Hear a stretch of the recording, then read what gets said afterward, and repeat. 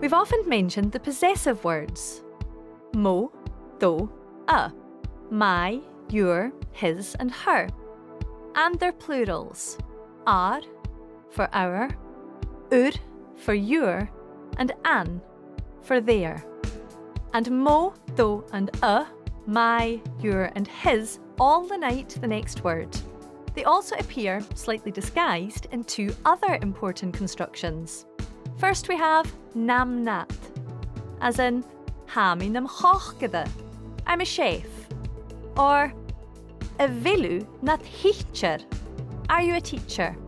And secondly, gam gat ga, as in hami gam feichgin, I'm seeing them, or chanilmi gat chloinchin, I'm not hearing you.